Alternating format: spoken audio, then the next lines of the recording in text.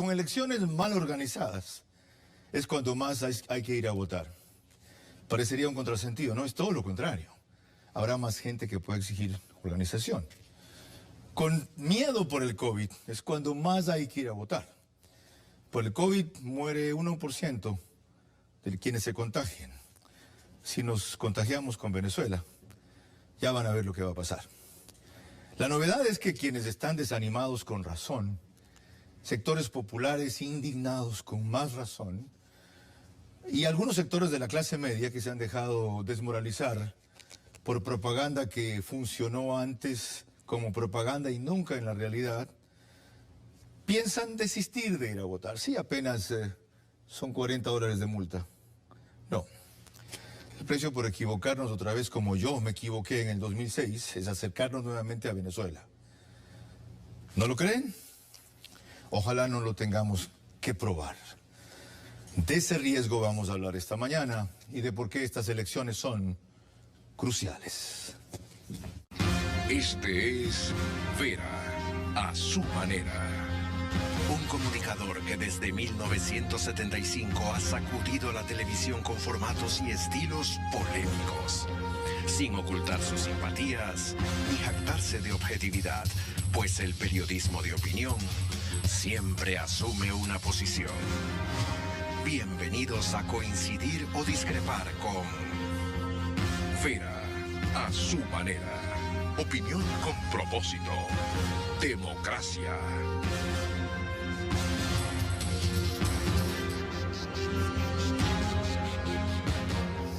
Bienvenidos, estamos en vivo. Son las 10 de la mañana con 2 minutos. Miren. 9 de la mañana con 2 minutos, gracias. Miren, 13 millones de ecuatorianos más o menos tenemos derecho a votar en números redondos. Concurren 9 millones y algo más porque el ausentismo, que usualmente es del 20% y a veces ha llegado al 23% como máximo, se prevé que pueda estar en el 30%. De esos 9 millones que votan, votos válidos serán cerca de 6 millones aproximadamente, si no es menos, porque debido a la situación y el ánimo del elector, una gran parte dirá, si cumplo como obligación, yo rayo esta vaina, o la dejo en blanco, con lo cual cualquiera puede rayar su papelita, su papeleta. Bueno, quienes iban a ir a votar por convencimiento, por militancia, por resentimiento, por indignación, por impulso, por una serie de razones, son en este momento cerca de 25% de partidarios de una opción que habló, y ahora lo ocultan, de una salida amigable de la dolarización. Eso sí van. Ese 25% se puede convertir hasta en 40% si no van a votar, o si votan nulo o blanco, quienes tienen una posición democrática. Entonces, el que haya la sorpresa que anuncian y que no se produjo en el 2017, cuando también dijeron que ganaban en primera vuelta, cuando tenían todo el poder, cuando tenían al mejor candidato posible, que era el actual presidente, se podría dar, entonces no se dio. Pero esa responsabilidad está en ustedes, en los ecuatorianos democráticos, que ahora algunos aparecen intimidados, otros desmoralizados, otros creyéndose cualquier cosa que aparece en las redes sociales. Con esto vamos a comenzar. María Clara, el tema específicamente, ¿por dónde va? Carlos, un placer acompañarlos en este matinal en donde trataremos, como tú lo dijiste, un tema que es crucial para nosotros, estas elecciones. Recordarles a los ecuatorianos que no votar el 7 de febrero nos puede llevar a un contagio como el de Venezuela, y este es peor que el COVID. Mata mucho más que el COVID. Y lo ve todo el mundo, lo vemos los ecuatorianos también en nuestras calles, Carlos. Son las 9 de la mañana con 5 minutos. Proseguimos en vivo. El otro día, a propósito de eso, tuvimos aquí el testimonio de 2 venezolanos, pero el fin de semana ha estado matizado con otra noticia peor, que es con la cual empezaremos y a la que nos referiremos enseguida. Algo publicado en la revista Semana de Colombia. Ese y qué otros elementos pondremos, María Clara. Tendremos también nuestro reportaje de contexto, además del reportaje de la revista Semana que tú bien mencionaste. En el reportaje de contexto estaremos hablando precisamente sobre el tema de hoy, porque esta es una elección crucial para nosotros. Un punto en donde no habrá retorno para el Ecuador. O avanzamos hacia un país de progreso o continuamos con una tendencia que ha fracasado en toda Latinoamérica. También tendremos hoy 4 invitados en nuestro set en vivo. Ellos son el abogado Andrés Castillo, analista político, el legislador Héctor Yepes. También contaremos con la presencia en el segundo panel con Mauricio Alarcón, director de Fundación Ciudadanía y Desarrollo, y Gabriela Peso, promotora de los Objetivos de Desarrollo Sostenible. Les recuerdo que este programa a partir de hoy va a ser reprisado por Gamavisión. En el caso del de este domingo apenas concluyamos aquí, 10:30 comienzan ellos y entre semana estén pendientes de los horarios. Señores, bienvenidos. Gracias por aceptar la invitación. Andrés Castillo es máster en estudios políticos aplicados del Instituto Ortega y Gasset y tiene un diplomado en seguridad pública. Para quienes no lo recuerdan, fue el ciudadano que salió en Quito por los fueros de la capital cuando fueron a ensuciar los monumentos y planteó enjuiciar a los Vargas e Isa de la CONAIE. Andrés, yo he dado mi visión de cómo veo las elecciones, deme la suya, que es más importante. Carlos, buenos días Héctor, buenos días a todos que nos ven a través de TC, gracias por la invitación. Estamos ciertamente frente a un proceso electoral que resulta sui generis, entre otras cosas porque la pandemia no ha permitido que los candidatos lleguen a donde tienen que llegar, eso al menos en el imaginario colectivo. Lo que hemos perdido de vista entonces es que unos se han dedicado permanentemente a hacer campaña a través de las redes sociales y creen que las adhesiones o las discrepancias que puedan tener en esos espacios son suficientes, cuando en las calles, en los sectores populares, no existe en realidad un acercamiento real al conocimiento de lo que pasa en las redes sociales. Allá son otras lógicas. Entonces, al no entender varios candidatos la importancia de llegar a los sectores populares, no solamente trepados en una camioneta y saludando a todo el mundo, sino con un mensaje serio y claro, a través inclusive de sus candidatos asambleístas. ¿Eso se puede subsanar en 8 días? No, por supuesto que no. O sea, los que se equivocaron en eso no tienen solución o enmienda. Tendrán que renovar esfuerzos, tendrán que hacer esfuerzos extras para que así sea, pero no lo van a poder subsanar. Estos 45 días de campaña son solamente el remate final. Si no lo hicieron antes, ahora lo van a pagar. Okay. Yo estoy convencido. Lleguemos a su diagnóstico hasta ahí. ¿Cuál es el de Héctor Yepes, magíster en políticas públicas por la Universidad de Desarrollo de Chile, estudios de posgrado en Derecho y Gobernanza en Georgetown y Salamanca, asambleísta independiente ahora, fue inicialmente auspiciado por Creo? ¿Qué tal, Carlos, Andrés? Buenos días a todas las familias que nos están viendo en el Ecuador. Estamos, creo yo, en la elección más importante y crucial de nuestra historia. Hoy por hoy muchas familias no tienen para comer, muchas familias están sufriendo desempleo, muchas familias hemos pasado por el dolor de perder a un ser querido, a un amigo, a un familiar cercano en la mayor crisis que ha enfrentado este país. Y lo que nos jugamos este domingo 7 de febrero es decidir entre 2 opciones. O seguimos por el mismo camino de los últimos 14 años en el Ecuador, o nos atrevemos a tomar la opción del cambio. Un cambio para que haya empleo, para que haya salud, para que haya seguridad, para que nuestras familias puedan salir adelante. Y aquí puede haber la tentación, Carlos bien lo describía al comienzo, de decir, bueno, estamos desanimados, nadie nos convence, hay como una depresión colectiva en el país. Pero ¿qué hace uno cuando está viendo una película de terror que quiere cambiar? Tiene que coger el control y cambiar de canal, pues no. Y poner una película bonita de esperanza, de optimismo. El único día en que los ciudadanos tenemos el control cada 4 años es el día de las elecciones. Héctor, de su análisis usted deja fuera de opción a Yacu Pérez, porque entiendo que la alternativa al cambio es Guillermo Lasso. ¿Por qué descarta a Yacu Pérez? Porque hoy por hoy todos los sondeos dan prácticamente una elección entre 2. Tenemos 16 candidatos, pero 2 opciones reales. ¿Creen todos los sondeos? No, pero cuando Hay unos que dicen que gana Arauz, hay otros que dicen que gana Lazo. Digamos que eso puede ser una diferencia en cuanto a porcentajes, ¿no? Uno da una diferencia de 4, otro de 10, otro de 8, otro de 7, pero en lo que coinciden prácticamente todos es que esto está entre Andrés Arauz y Guillermo Lazo. Ya proseguiremos más. Aquí viene algo más provocativo todavía. María Clara. Bueno, aquí está la noticia que dio la vuelta a nivel mundial y es precisamente la portada de la revista Semana, una de las revistas más creíbles, con más peso en Colombia. Y veremos qué fue lo que dijo su portada, los explosivos archivos de Uriel. Carlos. Hay que estar muy cerca para leerlo. Manténganla ahí, yo la voy a leer. Donde tú la tenías no se distinguía muy clara. Dice, Semana revela el contenido de los computadores secretos del abatido comandante del ELN. Planeaba asesinar a los hijos de Uribe y en Ecuador habría financiado al candidato presidencial de Rafael Correa. Es la edición de esta semana. Ahora, vamos a repasar a alguien que lo hizo con más claridad de lo que el video de Semana Pública, de paso les recomiendo entrar allí, que es un periodista ecuatoriano de mucho éxito y respaldo en Estados Unidos, está en Univisión. Galo Arellano, desde la redacción de ese canal, hizo esta explicación.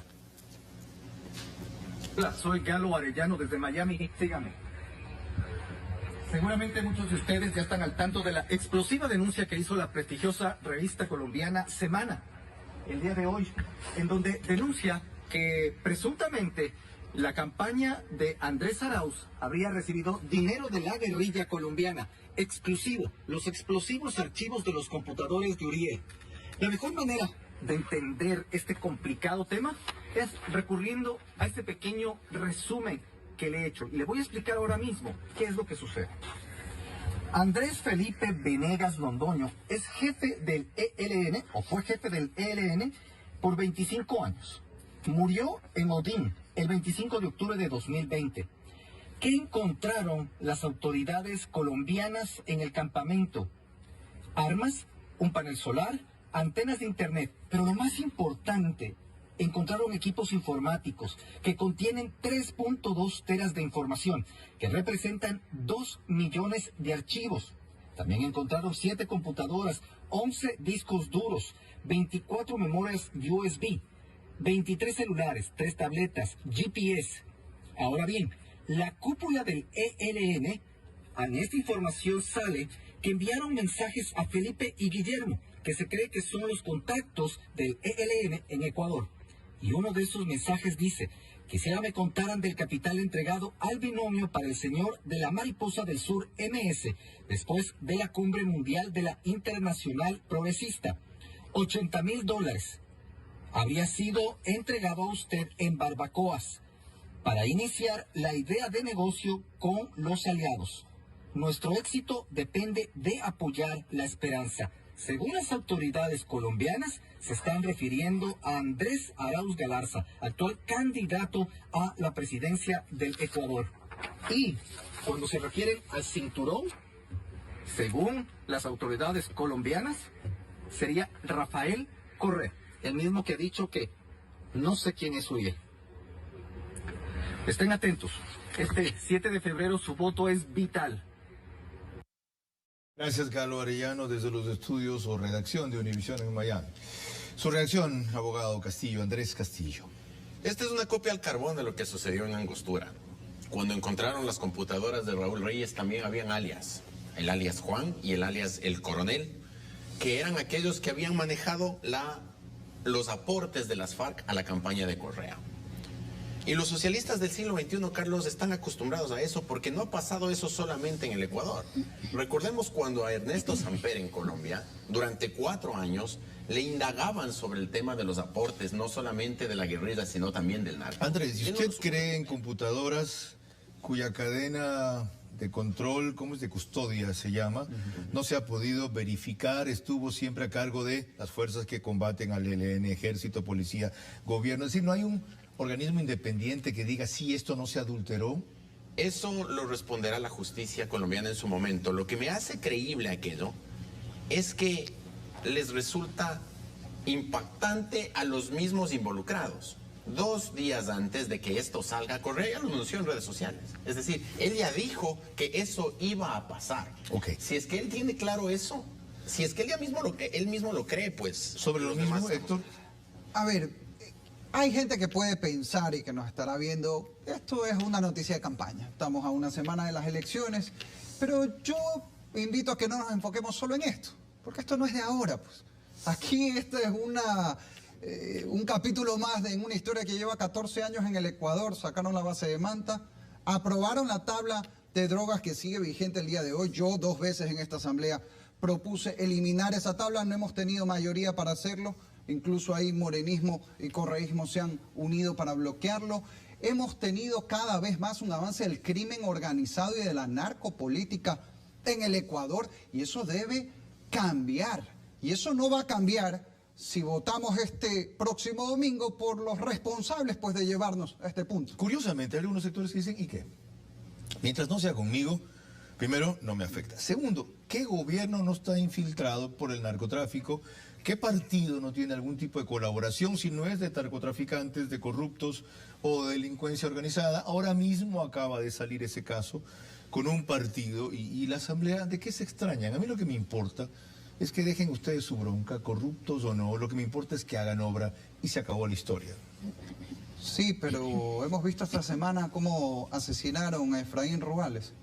Hace pocas semanas asesinaron al Cholo Mendoza en la provincia de Los Ríos. 2 personas públicas, cosas que en el Ecuador no pasaban antes. Mañana podemos ser cualquiera de nosotros. Pasaba ¿De con qué menos sí? frecuencia. Mataron a Abdón Calderón Muñoz cuando creo que tú no nacías todavía. Así es. En 1978. Marco Vinicio, otro asesinato. Pero que era conmocionó, menos pero frecuente. era la excepción, con lo trágico y lamentable, por supuesto, que son esas muertes. Pero hoy estamos viendo un patrón del crimen organizado que se está tomando el país, y luego de qué sirve tener trabajo, de qué sirve incluso poder ir a comprar una medicina si uno no puede caminar tranquilo por las calles. La misma interrogante, Andrés, si esto no le importa a cierta gente, por los argumentos que yo acabo de exponer, ¿qué sentido tiene darle la relevancia que usted le da?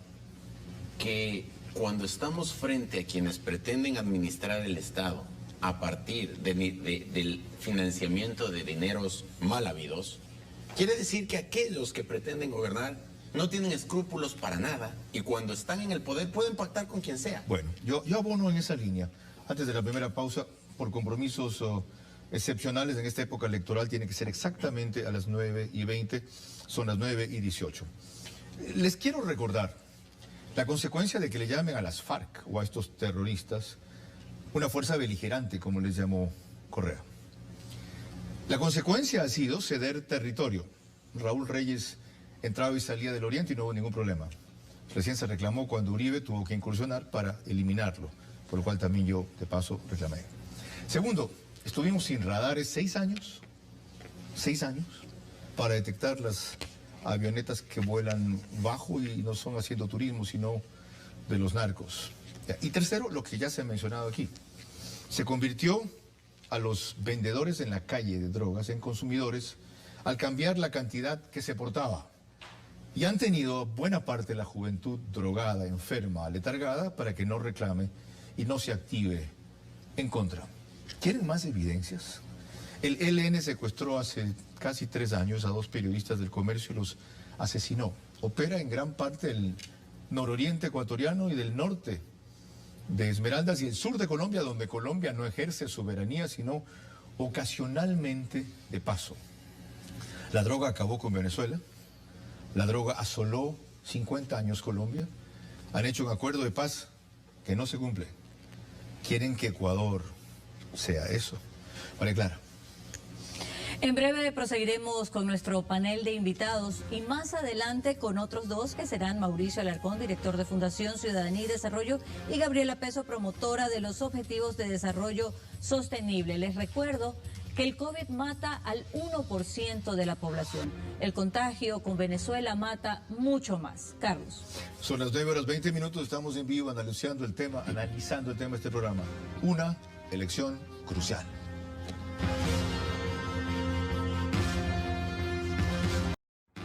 Seguimos con Vera a su manera.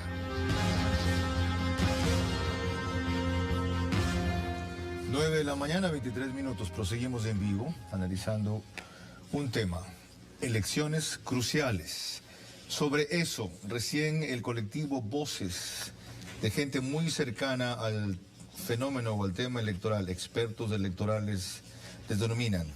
Carlos Aguinaga, Silvia Buendía, Sebastián Mantilla, Anunciata Valdés, Pablo Andrade, Charlene Zúñiga, Fausto Camacho, Andrés Quijije, Juan Francisco Mora, Rosa Ponce y Clever Herrera, le dicen al CNE una serie de inconformidades. Los puntos más importantes son el 1, donde piden al Consejo Nacional Electoral que los operadores nacionales e internacionales deben intensificar y planificar un proceso de vigilancia de las votaciones con controles cruzados el día de las elecciones y exigen que se apliquen medidas de bioseguridad y que los miembros las difundan. Más tarde, sobre escrutinios hablan de contabilización de los votos en forma pública, observar y auditar que los procesos de escrutinio en juntas receptoras del voto sean públicos, políticas de seguridad informática, delegados de los sujetos políticos que se le entregue copias de las actas, exhortación a que se autorice a los medios digitales que tengan delegados en el centro de mando y difusión de resultados, ecuatorianas y ecuatorianos autorizados a votar, no importa la edad ni la condición. Esto es una exhortación a los votantes, convocan una vigilia permanente de las elecciones y piden a los ciudadanos denunciar compra de votos. Ahora, respecto a las portadas de los periódicos nacionales, esto es lo que les interesa hoy antes de proseguir con el panel en que nos acompañan Andrés Castillo y Héctor Yepes. Empecemos por El Universo, después del Comercio. Primera plana de hoy. Vale, claro. El Universo, tenemos la palabra. Ahí va un gráfico en detalle. Úsenlo. El otro día pusimos el video sobre cómo votar. Ese. Vamos al Comercio. El Comercio, primera plana de hoy. Ajá. Está, aglomeraciones por la cédula en el registro civil, pacientes más jóvenes copan las UCIs de los hospitales. Ya, necesitas lentes. Yo también. Siguiente primera plana de hoy. Ya, sí, esta es la hora de Esmeraldas o Tungurahua. Tungurahua. Aglomeraciones para obtener la cédula. Ok. Siguiente portada. El diario de mi tierra, Manabí. Apiñados en filas kilométricas. Es por lo mismo, el obtener la cédula. Y Expreso, primera plana. Finalmente, las voces de la sociedad. ¿Qué presidenciables ignoran? Adentro van a ver un reportaje sobre una serie de reclamos de sectores sociales que dicen no haber sido tomados en cuenta. Bien, proseguimos.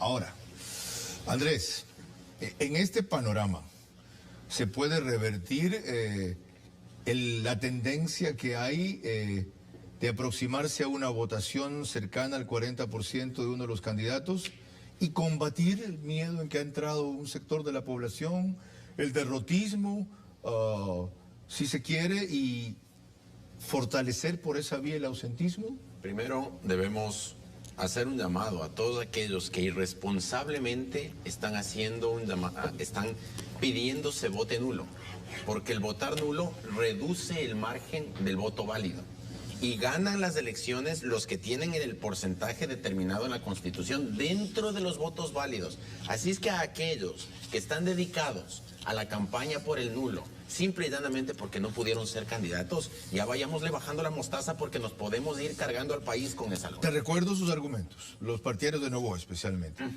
Hay uno que ofrece una PlayStation también por ahí.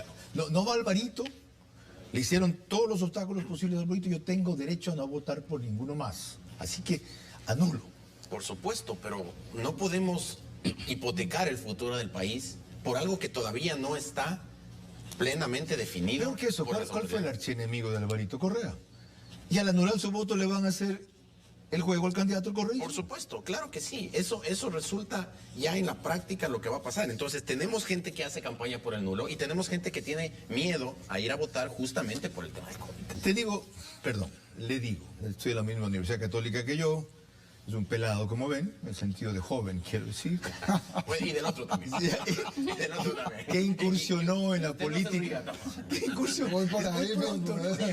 que incursionó en la política cuando estaba en contacto directo y lo entrevisté por primera vez hace más de 15 años. Bueno, disculpa el tuteo. Vamos a ver. Andrés, hay otro grupo que también está por el nulo, pero no lo dice. Los desencantados con que no haya ido Nebot. Ah, no fue Nebot, peor, salió con un lazo, anulo.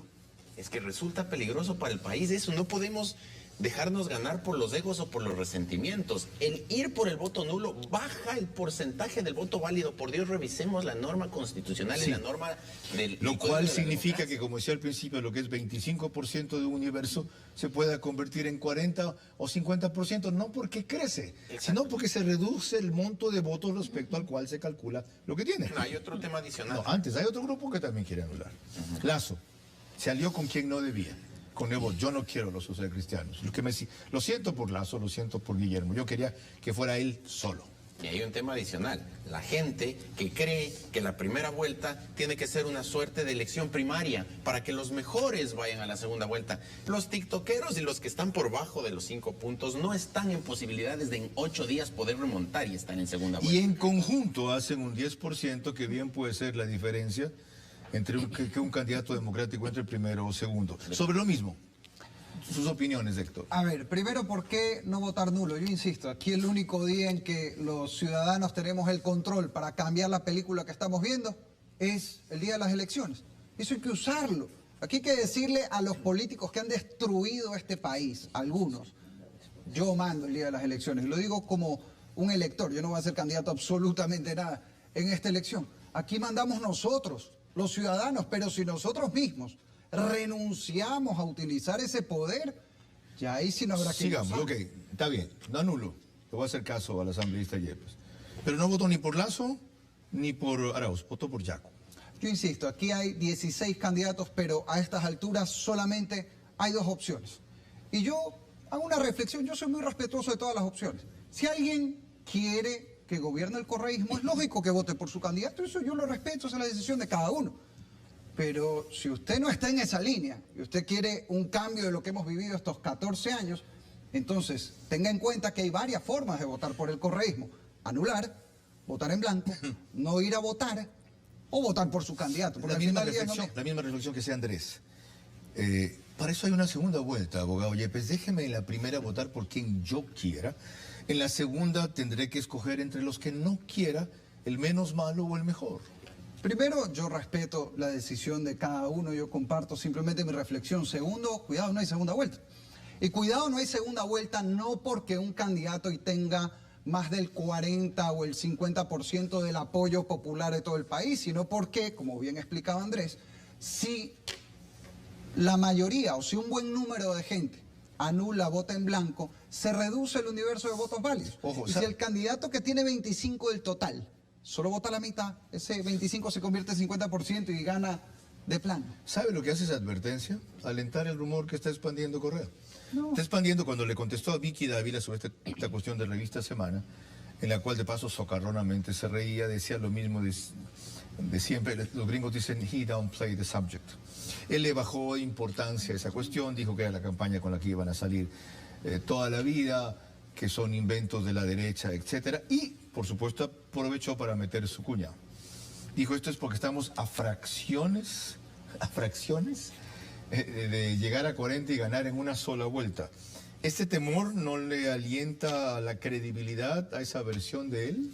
Al revés, yo creo que sí hay un miedo legítimo de un sector de los ciudadanos a que pueda no haber una segunda vuelta. Ese miedo, entre comillas, nos debe movilizar a la acción, pues esto depende de cada uno de nosotros, no de lo que diga o no el señor Correa, no sé en qué país o aticuán de ahorita. Pero aquí lo que tenemos que hacer es cada uno tomar la decisión de ir a votar. Si la gran mayoría vamos a votar, va a haber segunda vuelta y en esa segunda vuelta yo creo que va a ganar la opción del cambio en el Ecuador, que es Guillermo Lasso. Pero eso no depende ni del señor Correa, ni a estas alturas tampoco depende de Guillermo Lasso. Depende de cada uno de nosotros que vayamos a votar por nuestra familia para tener empleo, salud, seguridad y sacar adelante al Ecuador. Y si me permite solo algo sobre el tema de Revista Semana, que decía antes, Esto Usted no nos me manda, no hay afecta. problema, entonces. Esto no nos afecta a nosotros. Y la tabla de drogas, ¿a cuántas familias desesperadas, destruidas hoy en el Ecuador porque sus hijos están en la H, consumidos, atrapados? Eso es lo que ha provocado 14 años de una política primero cómplice y luego permisiva con el narco y el crimen organizado en el Ecuador. Bien, vamos con María Clara Triviño, que para nuestros dos panelistas del primer bloque tiene otras inquietudes. En su caso, Andrés, cuando le pregunte María Clara, le ruego volverse hacia la izquierda, allí, va a comenzar con usted. Y en su caso, Héctor, simplemente lo podemos ver en el monitor. Me faltó esa instrucción al comenzar. Adelante, Andrés y María Clara. Para el abogado Castillo es una pregunta: ¿qué políticas públicas debería implementar el nuevo gobierno que nos vaya a tocar a los ecuatorianos para lograr que el Ecuador sea un país más seguro en vista de los acontecimientos últimos que han ocurrido?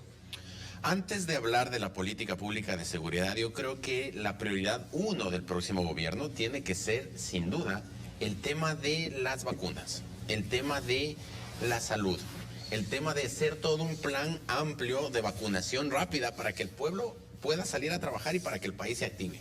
Y en cuanto a temas de seguridad, cuando se habla de materia penal y de la seguridad ciudadana, desgraciadamente tenemos grupos que también salen a hablar del populismo penal, de que en el Ecuador no se solucionan los problemas incrementando penas, pero sí debemos asociar un tema de incremento de penas en materia penal, pero asimismo fortalecer la función judicial para que los jueces tengan instrumentos para poder dar paso a la administración de justicia de manera clara y sobre todo acorde a la realidad de los hechos.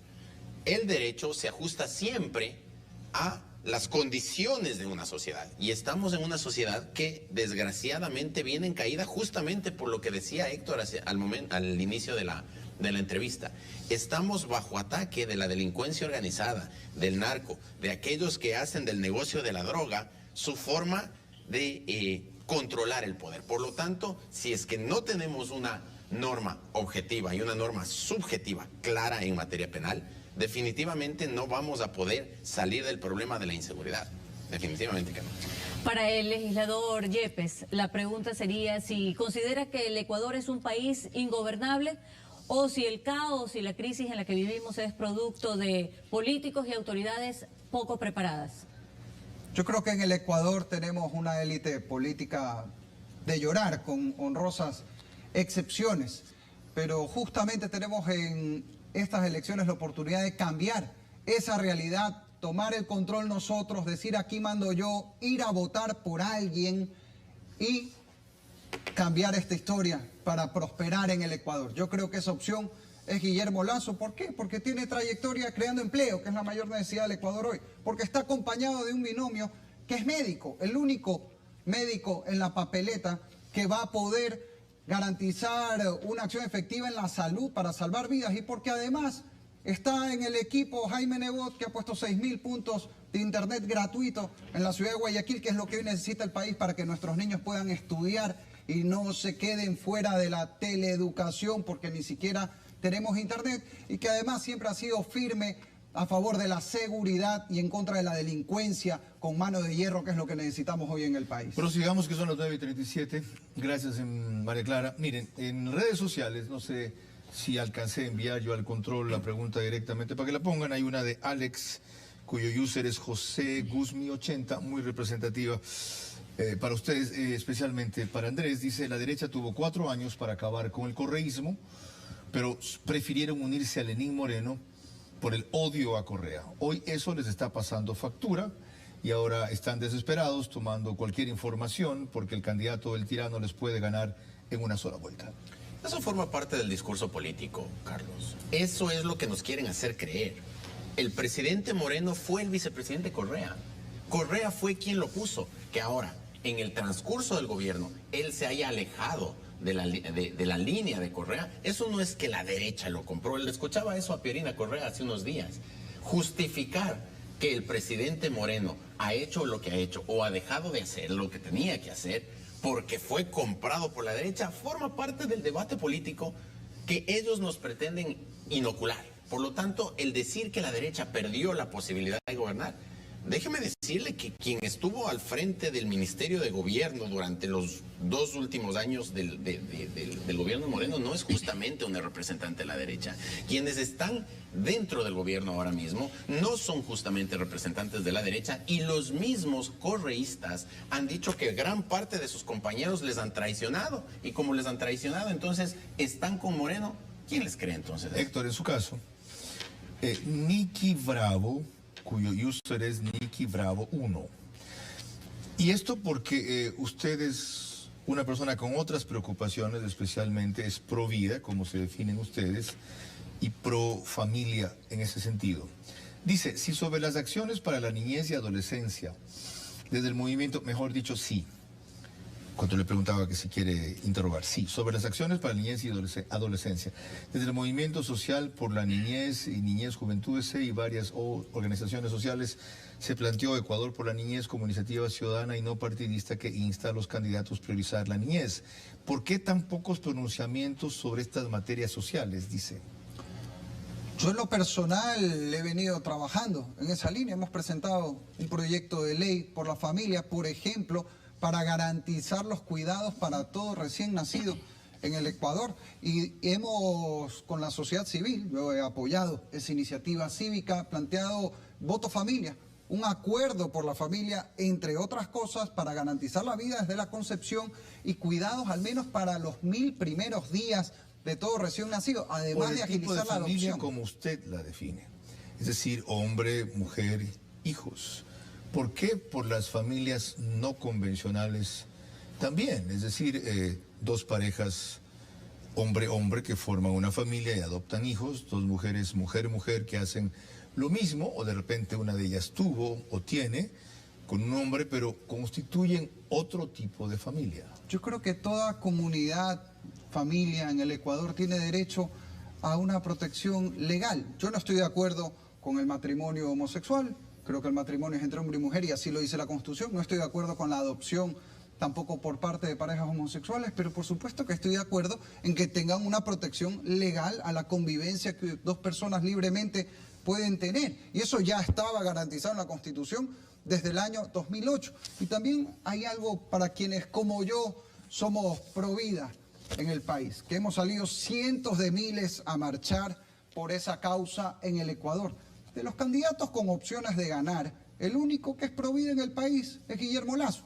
De nada sirve luego marchar, sea por la vida, sea por la libertad, sea por el empleo, luego horas de horas en las calles, si no nos tomamos al menos media horita, una hora, con todas las protecciones del caso, doble mascarilla, visor, capucha, con todo lo que uno quiera llevar para proteger a su familia el día de las elecciones. Gracias, y votar por lo que queremos. A propósito de su preocupación, Andrés, Expreso hoy día tiene, para variar, un análisis formidable de Roberto Aguilar que dice: Ceballos renuncia a la confianza pública.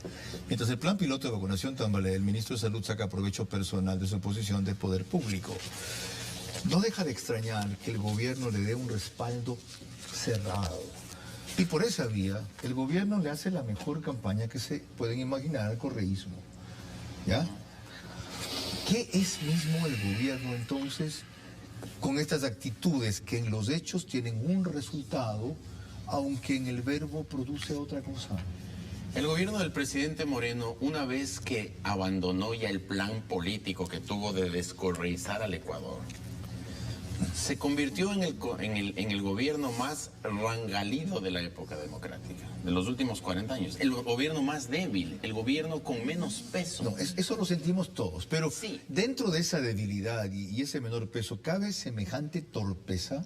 Sí. No es que cabe semejante torpeza, sino que lo que sucede adicionalmente es que lo magnifican porque resulta repugnante a la razón que alguien que tiene que encargarse de proteger a los médicos que están en la primera línea de combate al COVID privilegie a su familia por sobre todas las cosas. Pero hay en cambio otra cosa que sopesar. Si bien cometió, yo lo he denominado esta imbecilidad, el ministro de Salud, descontinuarlo él causa un daño mayor, que es descontinuar un proceso que desgraciadamente depende de él y donde es él que ha conseguido más rápido que ninguna la vacuna, la Pfizer, a cada parte de Chile. Hay un grupo ciudadano que respalda el tema de la compra de las vacunas.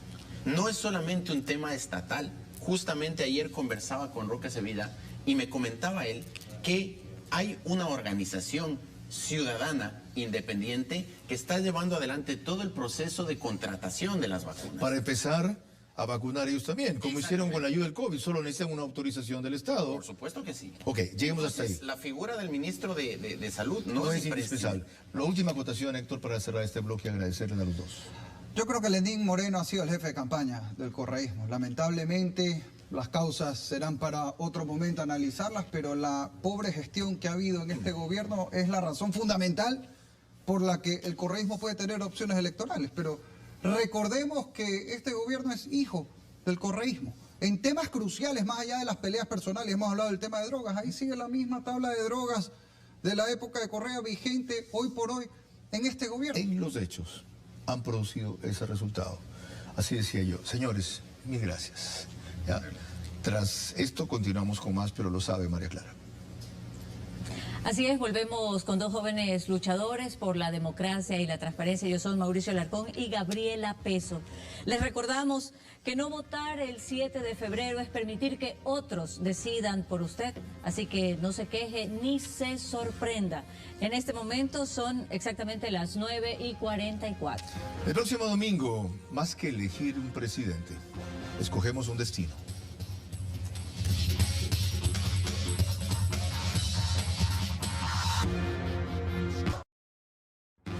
Seguimos con Vera a su manera.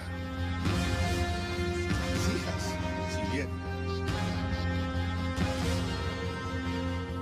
9:47 de la mañana, estamos en vivo con dos invitados de excepción. Ya les voy a explicar quién es cada uno. Una, Gabriela Peso y Mauricio Alarcón.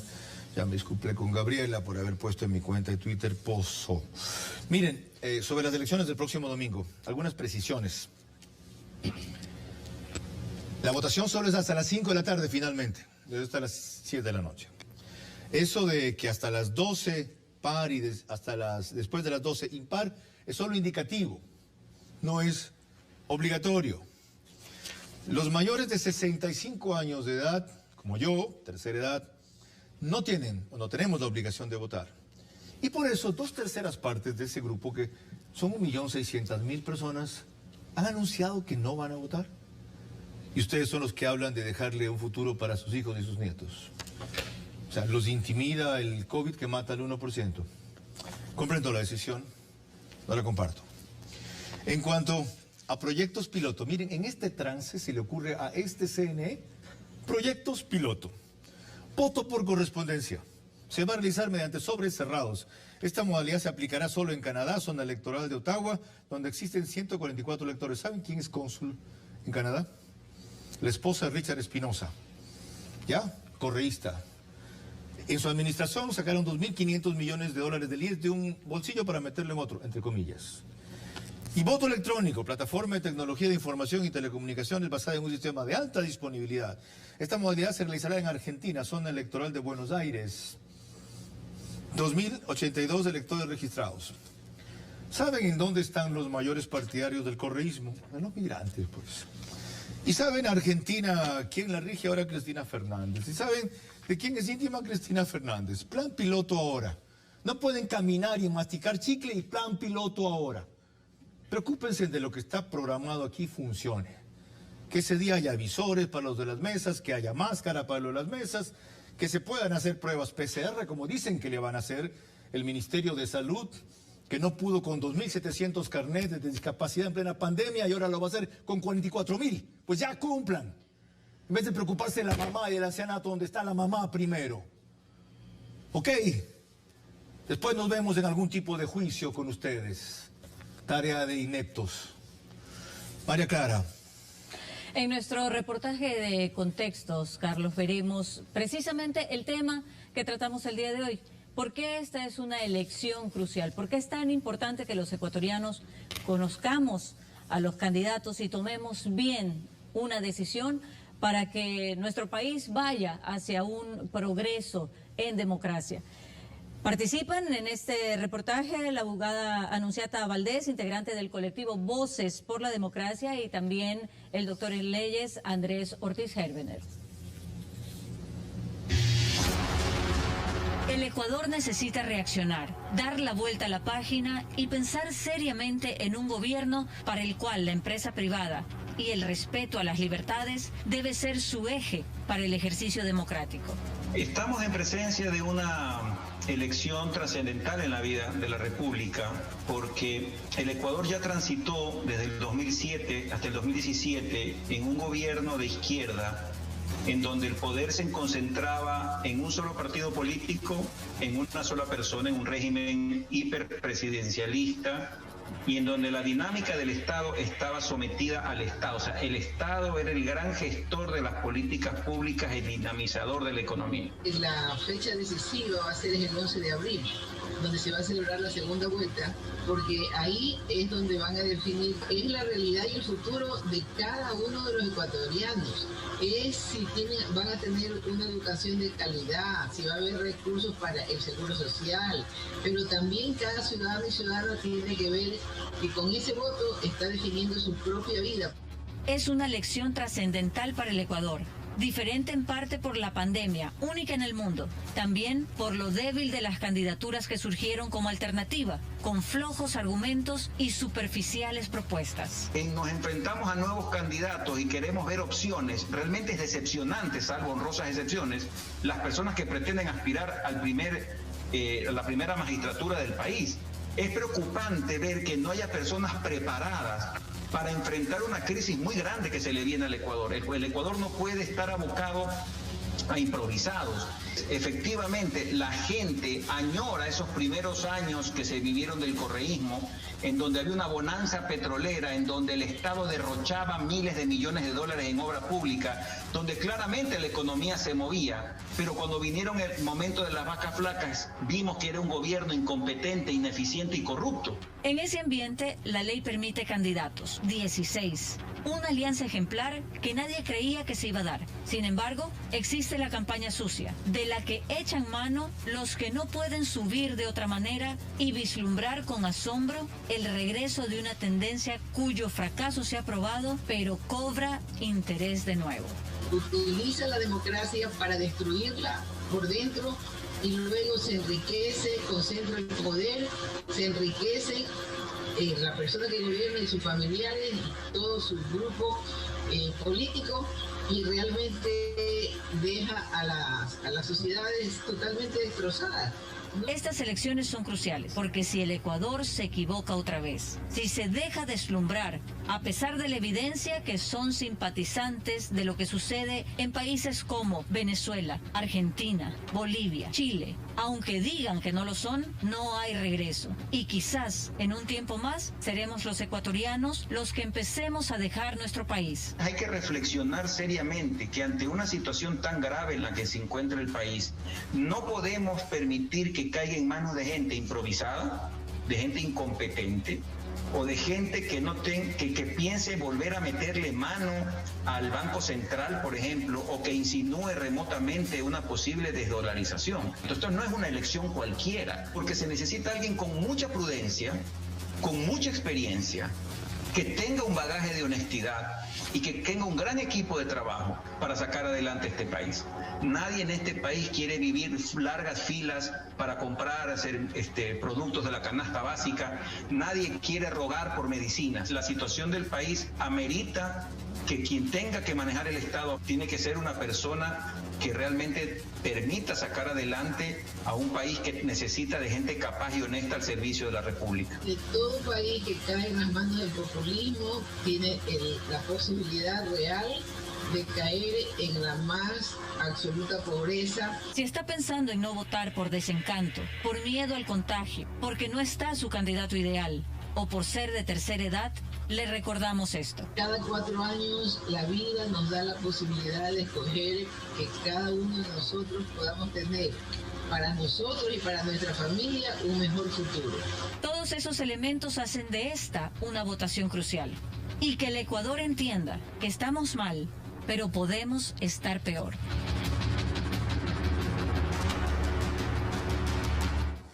¿Qué certeza en esa conclusión, María Clara? Estamos ciertamente mal, pero podemos estar peor. Para no estar peor, es justamente la presencia de estos dos panelistas Gabriela Peso León es promotora de los Objetivos de Desarrollo Sostenible. En la Universidad de Barcelona, España, un máster en Dirección de Recursos Humanos. En la especialidad Espíritu Santo, psicóloga organizacional, con mención en comunicación corporativa. Es coach certificada por la International Coaching Community de Londres. La voy a necesitar en esa parte. Gabriela, bienvenida.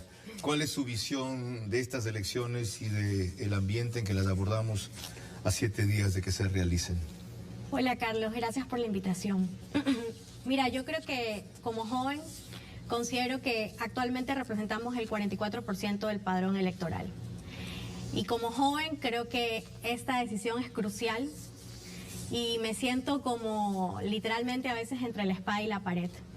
Pero tengo claro que no podemos por ningún motivo ser Venezuela, no podemos por ningún motivo confiar en esta ideología del socialismo 21, pero por otro lado creo que a veces esta pugna de poderes entre la derecha y la izquierda hacen que segreguemos muchas veces ese bienestar por el bien común y de velar también por proteger a los grupos vulnerables. Está bien que nosotros nos creamos la historia que nos vamos a Venezuela, pero que una joven se la crea, ¿cómo así? ¿De que podemos acercarnos otra vez a eso, quiero decir? ¿Por qué me la creo? Porque viví en el gobierno de Correa acá, viví su prepotencia, hay claros hechos de corrupción, vivimos una época de bonanza, pero no fue bien administrada. Entonces, por nada del mundo podemos decidir seguir por esa línea. Tenemos que generar Ya dijeron cambio. que no van a ir esa línea. ¿Qué es la muletilla que se quiere inventar para que la gente no vote por Arauz?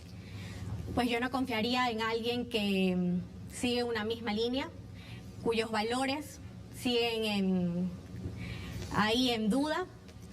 Y finalmente creo que vamos a desperdiciar el voto. Los recursos del Estado podrían seguir siendo mal administrados. Y evidentemente hay datos, hay hechos que no hay peor ciego que el que no quiera ver. O sea, no podemos seguir por esa línea. El otro invitado de excepción aquí es lo que yo he denominado un cruzado por la libertad de expresión, y bastaría que diga eso nomás.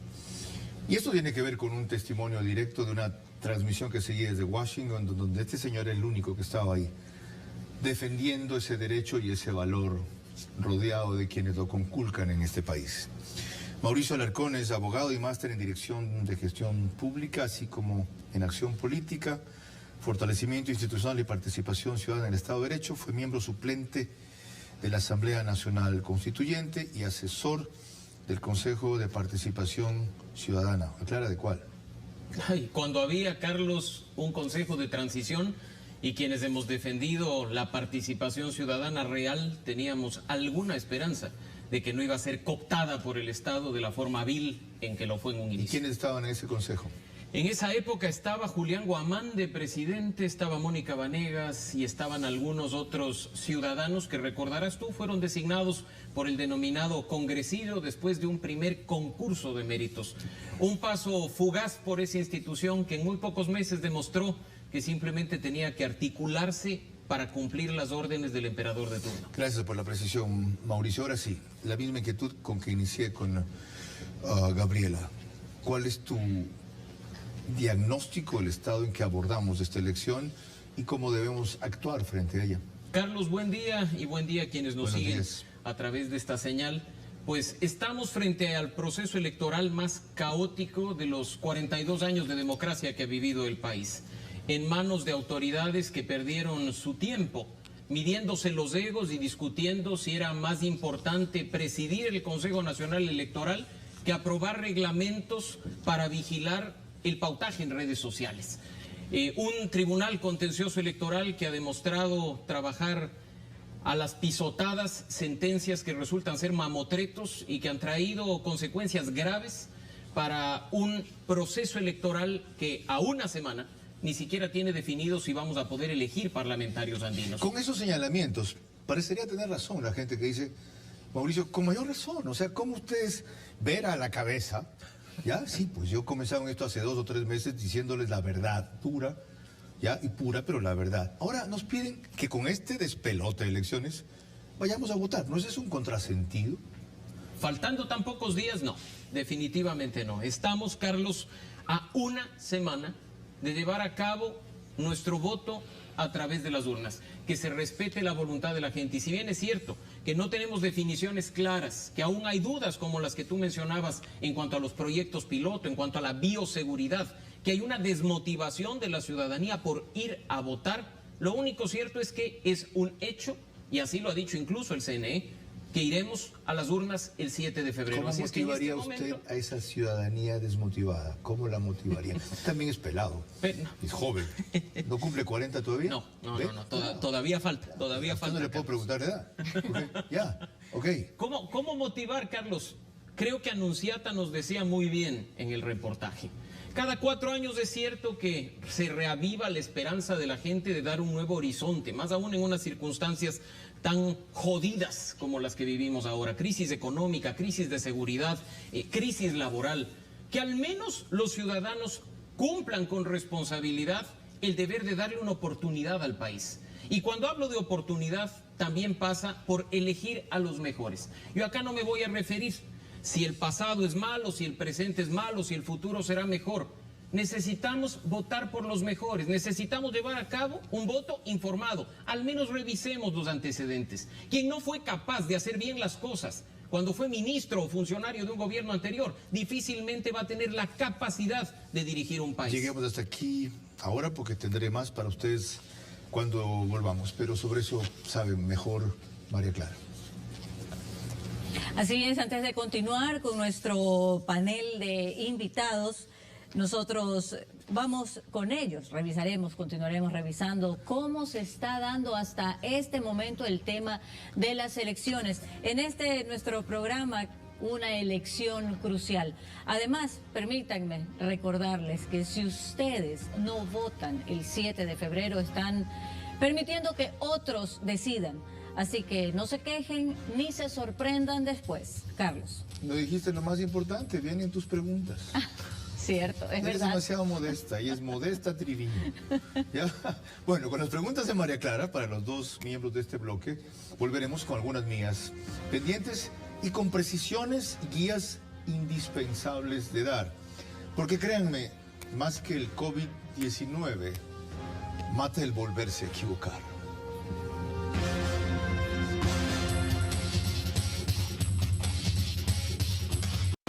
Seguimos con Vera a su manera. 16, ¿verdad? Estamos en vivo. Les recuerdo que apenas concluye este espacio, el reprise se da enseguida, 10:30 en Gamavisión y a partir de mañana lunes también en otros horarios, para lo cual deben consultar la programación del canal. Averiguaba en la pausa con mis invitados qué temas quieren además abordar ante la proximidad de las próximas elecciones.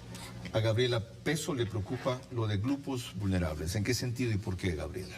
Me preocupa las mujeres, me preocupa las niñas, me preocupa que aún no veo una propuesta de gobierno clara con perspectiva de género, que impulse el crecimiento económico de las mujeres, que ayude a decrecer los índices de violencia contra las mujeres y las niñas, y el tema de los embarazos en las niñas y adolescentes. ¿Cómo se deberían abordar esas políticas? ¿Qué es lo que reclama que definan los candidatos, especialmente los más opcionados, aunque sea en pocas palabras y en este tramo final? Mira, yo creo que hay que dejar el tema de ser conservadores y aprobar la despenalización del aborto. Eso debe ser una opción para quien lo necesite, para quien lo requiera. Y a veces tener esas ideologías conservadoras te sesga y no te permite gobernar para todos y todas las personas de un país. De paso, yo he sido de los que se ha opuesto a eso y he cambiado en una primera posición. No tengo duda de que en el caso de violación, el aborto debe ser autorizado. Si lo quiere adoptar o no la víctima, es otra cosa. Así como he oído hablar de que puede haber menores que den consentimiento. Toda menor es violada cuando tiene una relación sexual. Así es. ¿Ok? Pero el riesgo, en cambio, ahí es cómo llevar eso al extremo de que por abrir esa puerta todas la quieran usar y olvidar lo más importante en eso. Lo primero, que es prevenir el embarazo no deseado. De allí sí, atacar las consecuencias, que es el temor en cambio de otros, como Héctor Yepes, que acaba de pasar por aquí, que es radicalmente pro familia, como ellos le llaman, y pro vida. Mira, cuando hablamos del tema de pro vida, yo también te puedo decir que yo también soy pro familia, pero también creo que hay una diversidad en las familias, o sea, eso es innato. También creo que el nuevo gobierno que venga tiene que aumentar su presupuesto para estos problemas sociales, como lo que tú decías, educación sexual para prevenir, planificación familiar para prevenir. El de la violencia para la mujer lo disminuyeron de 5.400.000 a 870.000, que es una bestialidad. Otra buena noticia, aunque a algunos no les pueda gustar, yo coincido también en ese nuevo concepto de familia. ¿Ya? Y yo, como una persona que se ha divorciado 4 veces, no puedo considerarme un ejemplo de familia convencional, que no hubiera querido no tener que tomar esas decisiones. De paso, no me arrepiento, no lo recomiendo, no me arrepiento. Sí, me volvería a casar con las mismas y a divorciarme por las mismas razones. Pero sí he aprendido que hay parejas no convencionales, que sea de hijos propios de la pareja o adoptados, son capaces de ofrecer a veces un mejor ambiente de hogar, y que no es cierto que la preferencia sexual sea contagiosa. Así es. Entonces, yo comparto su preocupación porque eso se aborde, se debata, se enfrente, se respete. La tuya, en cambio, es otra. La suya, perdón. Con tanto aprecio y confianza con Mauricio. ¿Ya?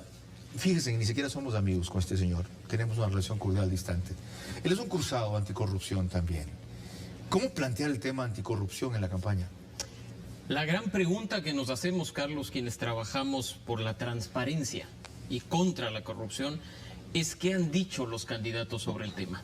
¿Se han caído en el juego de los últimos gobernantes de usar frases cliché al estilo caiga quien caiga o hasta las últimas consecuencias? ¿O se han planteado al menos una política pública, un plan y un programa concreto para combatir efectivamente la corrupción? Y en eso, por desgracia, los 16 candidatos nos quedan debiendo.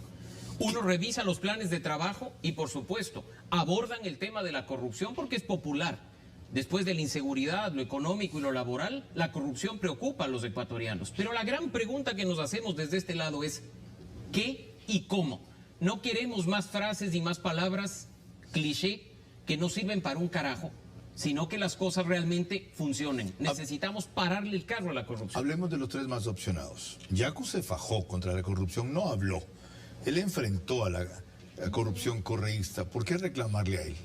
Carlos, ¿tú crees que es honesto, íntegro y transparente hacer campaña mientras eres autoridad utilizando recursos públicos? El momento en que tú aceptas ser precandidato y estás como autoridad de una provincia, debes dar un paso al costado para precisamente evitar, por ejemplo, subirte a un avión pagando un boleto y movilizarte a otra ciudad para hacer campaña disfrazándola de promoción de una bicicleta de bambú. Eso no es honesto, Carlos. ¿Eso es otra forma de corrupción? Pero por supuesto, debemos los ecuatorianos romper esa idea de que la corrupción además únicamente implica el mal uso de recursos públicos. Transparencia Internacional es clara y te dice que corrupción es el abuso de poder para beneficio propio. Por eso es que en las últimas semanas y días, por ejemplo, quienes estamos indignados como tú con la actuación del ministro de Salud, no es porque creemos que es una indelicadeza, es que es porque es una clara evidencia de abuso de poder para beneficio propio. Hablemos y el que esté en lo más, esté en lo menos, ojo. Hablemos de otros opcionados. Guillermo Lasso, y no ahora, es por segunda vez, ha propuesto lo que tanto se reclamó, ofreció el presidente Moreno y no cumplió.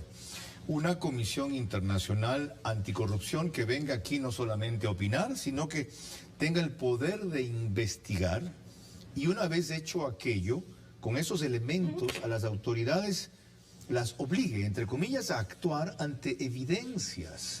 ¿No le parece una buena propuesta? Por supuesto. Y cualquiera de los 3 más opcionados que llegue al poder no necesita ni siquiera hacer el show de convocar a reuniones porque las cosas están listas, Carlos.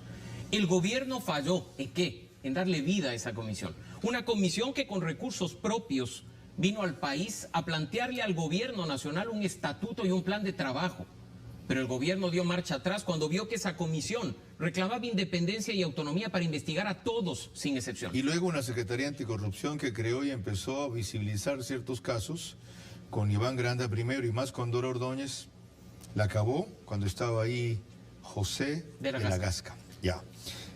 Andrés Arauz, él ha prometido combatir la peor corrupción que ha sido la de la justicia, evidenciada en la condena a su líder, a quien considera un perseguido político, porque el gobierno de Moreno, si en algo se empeñó, fue en eso, y la fiscal ha cumplido aquello como una consigna, mientras que ha desatendido otras denuncias de corrupción. Es decir, ha habido una fiscal selectiva respecto a qué perseguir. Eso es el compromiso de Arauz, es más, lo ha dicho, no es que lo esconde. El compañero Correa es inocente, es un perseguido político y vamos a presionar, es la palabra, a la justicia para que se proceda como debe. Imagínate qué grave es que en tu plan de trabajo hables de luchar contra la corrupción, que incluso utilices términos que a quienes estamos desde la sociedad civil puede sonarnos interesantes, como datos abiertos y gobierno abierto, que tú sabes lo trabajamos, pero que en la práctica hable de presionar a la justicia en función de acciones que han tomado en los últimos meses o años. Lo primero que debería decir cualquier candidato a la presidencia es que la justicia tiene que actuar de manera independiente, que no va a meter la mano, que no va a interferir y que va a dejar que la justicia incluso actúe si es que tiene que investigarlo a uno mismo. ¿Y no decir eso qué es? Es una burla con el país, es una falta de compromiso con los ecuatorianos y es simplemente demostrar que abren las puertas para más de lo mismo. Son las 10:15, estamos en vivo y María Clara Triviño se une a este panel con un par de inquietudes para cada cual. Adelante, María Clara, primero con Mauricio. Perfecto. La pregunta para Mauricio Alarcón. El populismo hemos visto que destruye sociedades. Lo estamos viendo a lo largo de los años en Venezuela especialmente, que lo tenemos tan cerca. Y sin embargo, es una corriente que parece ir en aumento en la actualidad en nuestro país. ¿Cómo se explica esto? El populismo y la demagogia están presentes en todas las ideologías políticas. Lo estamos viendo en esta campaña electoral. Son motores para acceder al poder. Los candidatos están dispuestos a actuar sin escrúpulo alguno para ofrecer cuestiones que le pueden sonar bonitas al oído del elector, pero que en la práctica resulten inviables. Ese daño se aplica independientemente de si uno es de izquierda o es derecha. En Venezuela lo vimos en Argentina, pero también lo acabamos de ver en Chile. Lo acabamos de ver en Brasil. Así es que dejemos de anclar la demagogia y el populismo con una sola ideología política, cuando todos, sin excepción, han recurrido a estas acciones para tratar de acceder al poder. Ojalá este país, María Clara, llegue a un punto en unos 4, 8 años en el que podamos escuchar propuestas sensatas, que no se limiten a decirnos qué hacer, sino cómo hacerlo, y que le respondan al país por las necesidades reales y que no simplemente sean compromisos que una vez accediendo al poder son imposibles de cumplir. Muchas gracias. Ahora la pregunta para Gabriela Peso. Definitivamente uno de los grupos más vulnerables son nuestros niños, en especial cuando estamos hablando sobre el abuso. ¿Qué hacer para que los gobiernos tomen las decisiones correctas? ¿Qué políticas públicas se deberían implementar para esto? ¿Cuán perjudicial puede ser que los gobiernos no hagan lo que deben hacer para proteger a nuestros niños? Bueno, lo perjudicial está atado con el tema de la pobreza. Más niñas siendo madres es menos posibilidad de acceso a la educación, que se preparen y que puedan estar económicamente activas en nuestra sociedad. Así que la política pública debería estar enfocada en el aumento del presupuesto del Estado en actividades de concientización, de educación, de ser una organización con la empresa privada. Necesitamos también empresa privada más volcada a generar una economía con propósito, donde el pensamiento individualismo de riqueza para ti mismo sea eliminado y pensemos en esa oportunidad de a través de los recursos que tiene el Estado y la empresa privada generar cambios sociales. Gabriela, ¿usted va a votar el domingo? Sí, por supuesto. No le voy a preguntar por qué, le voy a preguntar por qué. Porque cada 4 años es el ejercicio democrático y la forma en que yo puedo participar en ese ejercicio, en esa posibilidad de transformación para mi país. Si hay una candidata mujer, solo una a la presidencia, ¿votaría por la única candidata mujer? No necesariamente. Tiene que haber preparación de por medio. Tengo que creer en su ideología y tengo que creer en el proyecto de gobierno. Y a la vez, si no hay ningún candidato joven, entre comillas, Guillermo Celi está en ese margen, diría yo. Pedro Freire pasó un poco hace rato. Juan Fernando Velasco quizá, creo que anda por los 45, 46. De paso, la juventud no es una cuestión etaria. A veces me siento más joven que muchos jóvenes, lo digo en serio, y no es por el ímpetu solamente. Si no hay jóvenes en el sentido clásico, para ser más específico, no hay un líder como lo fue en El Salvador, y lo es el presidente que ganó. ¿Cómo definir entonces la proximidad de estas visiones y sueños nuevos que tienen estos jóvenes para buscar o quién esté más cerca o quién puede abrir más la puerta? Yo creo que uno de los errores de los candidatos fue no escuchar a nuestra generación millennial y centennial. Creo que ese error ya en una semana no se puede corregir. Y siento que los jóvenes que queremos una sociedad con propósito, debemos de tomar conciencia, leer cada uno de los proyectos de gobierno que tienen y ver cuál posiblemente se asemeja a esa posibilidad de cambio. De paso, y esto puede ser un prejuicio sobre ustedes, los jóvenes de esa generación, hay la sensación de que son muy vulnerables a cualquier cosa. El crecimiento, y lo corroboro con el crecimiento de Javier Herbas, se ha medido que el crecimiento de él está por el 5-7%, y especialmente ha crecido entre jóvenes, sobre todo en Pichincha, se debe a que fue el candidato tiktokero.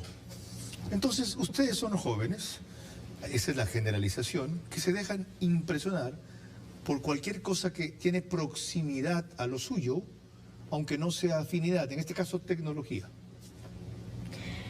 Mira, es cierto, pero yo creo que los jóvenes, cuando nos informamos, nos educamos mejor, cuando se debate esto en casa, porque justamente lo que tú me decías, ¿por qué voy a votar el domingo? Bueno, porque no solo sé que es un proceso democrático importante, pero también sé porque en mi familia así me lo han educado. Hay espacios donde debatimos de esto. Entonces creo que también está el llamado de papá, mamá o quienes hagan las veces de autoridad dentro de la familia, de tener estos espacios y debatir esas ideas, porque lo que se está jugando en este momento es el futuro de nosotros, de nosotras. Gabriela, no sabe cómo me alegro de haberla invitado. No la conocía.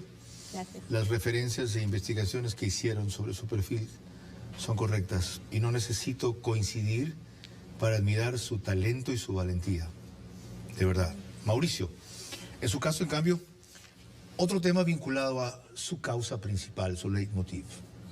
La corrupción, dice un sector del pueblo. Ya no me jodan con la corrupción. A mí qué me interesa la corrupción, eso no es mi problema, todos son corruptos. El gobierno anterior y este, discrepamos en si unos más, otros menos. Lo que yo sé es que el gobierno anterior fueron corruptos, hicieron obra, y en estos son corruptos y no han hecho nada. Hábleles a ellos. Mal de muchos, consuelo de tontos, Carlos. En definitiva, porque roban ya se obra, tenemos que felicitarlos, ¿acaso? Sí, pues eso es lo que me llega. No es Tienen que los bonos, aquí está la carretera, pero hay una unidad comunitaria de policía, me vacunan cada cierto tiempo, ya, los otros ni eso. Pero por supuesto. Y el primer paso que tenemos que dar como ecuatorianos es tener plena conciencia de que todos los recursos que utiliza el Estado para una carretera o para un centro de rehabilitación social, para una vacuna o para un centro médico, sale de tu bolsillo y del mío. No es dinero que crece de los árboles. Pero algo me devuelven. Es que ese es el bono de punto. 60, No, bono pero de devuelven 120. a un grupo. Mira lo que está pasando este rato, en que a personas naturales que ejercen servicios profesionales o a pequeños negocios les meten en un régimen de microempresas y les talan el 2%, tengan ganancias o pérdidas. Bueno, ¿Para qué? Afiliaron muchos más al IES. Pero esas hay son las 8 cifras millones que de te dicen. afiliados, No afiliados, de beneficiados por el IES. Bueno, y tenemos que salir a dar bonos como los anunciados. Y tenemos que salir con planes de contingencia para sostener a las familias en medio de la crisis. Afortunadamente, en los últimos años el ecuatoriano no come cuentos. Puede, por supuesto, tener la salida fácil de decir roba, pero hace obra y bueno, por último, algo veo independientemente de a dónde vaya la plata. Pero ya sabemos perfectamente bien cuando una cifra es real o no lo es. Hay una promesa mejor, entre comillas. Ni bien llegue yo al poder, $1.000 a 1 millón de familias. Ah, y como algunos no se lo creyeron, 500 ahora. Un anticipo de 250 ayer. Y como el anticipo no funcionó, o no había, 20 o 25 dólares, y cuando vengas con el voto te doy lo demás. Partamos de algo, Carlos. Perdón, una cosa más. ¿Sabes lo que hacemos en Manabí? Es mejor pájaro en manto que ciento volando. Ah, por supuesto. Entonces. Por supuesto, pero voy a un punto interesante. Podemos discrepar con la propuesta. Yo en lo personal estoy en contra de ese tipo de dádivas que no solucionan nada. Son soluciones parche para salir de un bache, pero a largo plazo no sirve. 2 o 3 meses hasta que pero llegue. ¿y el resto qué? ¿Y después qué? ¿Usted por qué no vive con $2 al mes? Pero hay algo, por supuesto, Carlos, pero hay algo que es más grave. Y estoy acá sin afán de defender a uno u otro candidato. Hemos caído de la manera más perversa en un juego de desinformación y noticias falsas. Porque, por supuesto, es cierto que se está ofreciendo $1.000, pero ya está verificado que no vota el asunto de anticipo. Y probablemente esa desinformación salga de ahí mismo. Y lo que busca es hacernos perder el tiempo a personas a las que la política sí nos importa y el futuro del país también, discutiendo si la propuesta es o no viable, mientras ellos están haciendo trabajo de campo. Mauricio, yo también me felicito por haberlo invitado y sobre todo públicamente me trato de reconocer su lucha. Yo no he perdido el tiempo con ustedes y espero que ustedes no con el público. Antes de concluir, solo quiero añadir algo. Y es decirles que a quienes piensan, como le refería a Mauricio, no los reprocho, de verdad, los comprendo. Ese desencanto, esa indignación, esa desilusión de cómo la pandemia agravó la crisis, de cómo la crisis económica que se heredó la agravó más, y lo he dicho varias veces en este espacio, en este canal que administra el gobierno, lo agravó. No administra mi programa, por si acaso, ni mi conciencia, y si no lo creen es su problema y si no lo demuestro también. Agravó más esa crisis económica empezando la gestión con 2 ministros del correísmo, de la Torre y después la señora Viteri, que creo que duró 100 días. Cuando quisieron rectificar fue muy tarde. Y el que vino se olvidó de lo que era como empresario privado y comenzó a hacer lo mismo. Hay uno reciente que está tratando de enderezar el barco. Bueno, pues una mesa rota con malos carpinteros, si viene una pandemia única que ha complicado a todo el mundo, ha desencantado a mucha gente. Le entiendo. Y sacan la conclusión simple que se la mencionaba Mauricio. Todos son corruptos, cosa que no es cierto, pero lo piensan. La diferencia es quiénes hacen y quiénes hicieron. ¿Saben por qué hicieron más los anteriores? Eso hay que analizarlo bien, porque tuvieron petróleo hasta de 100. ¿Saben qué pasó con lo que hicieron? Hay proyectos como Coca-Cola o Sinclair que no funcionan hasta ahora sino al 50%. ¿Saben cuántos se robaron de lo que hicieron? Bueno, algunos están por eso en la cárcel, otros tienen mansiones que no pueden justificar y otros están fugados esperando regresar. Muy pocos de paso pagaron su culpa, hubo pocos con algo de vergüenza que se quedaron y con mucha seguridad de que la justicia que era de ellos podría cambiar de opinión, pero una fiscal que sí tiene vergüenza y una presión pública que no dejó de estar alerta en las que los puso donde debían estar. Bueno, esos quieren volver. Pero además llenaron de hospitales de este país. Ah, sí, claro, por primera vez. Sin equipos. Con equipos, no funcionaban.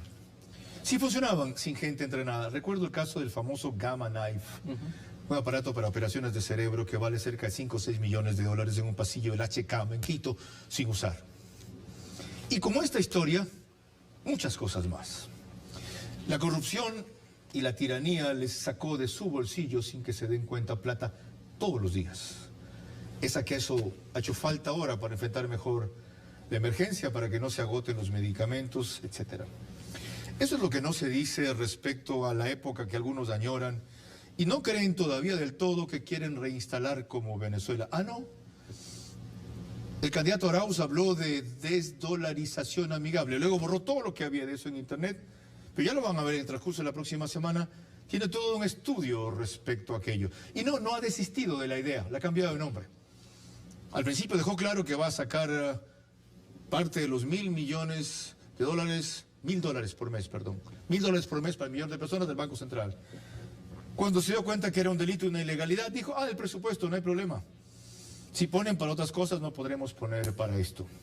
Y luego siguió con la misma historia, que es la que Chávez y Maduro continuaron en Venezuela, con otros nombres y la que ha hundido a ese país junto con el narcotráfico, junto con la conspiración de Putin e Irán en la peor miseria y crisis sanitaria, estando sentados o parados sobre la mayor cantidad de reservas petroleras probadas del mundo.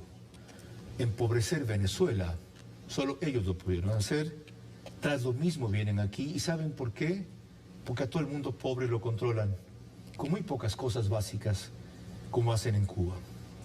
Y lo único que espera la gente es poder respirar, poder tener una mínima dosis de comida y que no te maten los comités de la revolución en la esquina. María Clara. Mañana regresaremos a las 21 horas en vivo para tratar un tema que es indispensable verlo a fondo y revisarlo a fondo. Y este es el de poner a los más necesitados dinero en los bolsillos enseguida. Veremos cuáles de estas propuestas son posibles y cuáles imposibles. Carlos. Les recuerdo solamente que el 7 de febrero elegimos un destino más que un presidente. Hasta mañana, 21 horas en vivo por TC. Enseguida el programa empieza en Gamavisión. Esto fue Vera a su manera.